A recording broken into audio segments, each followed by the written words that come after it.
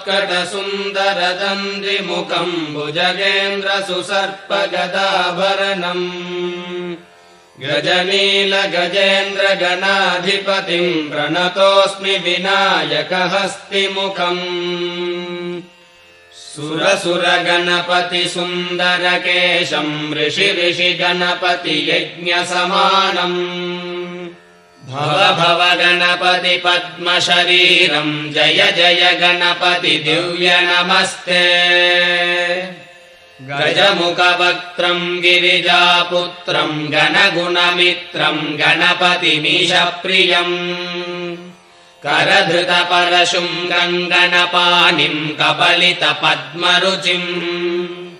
सुरपतिवन्द्यम् सुन्दरनृत्तम् सुरचितमणिमकुटम्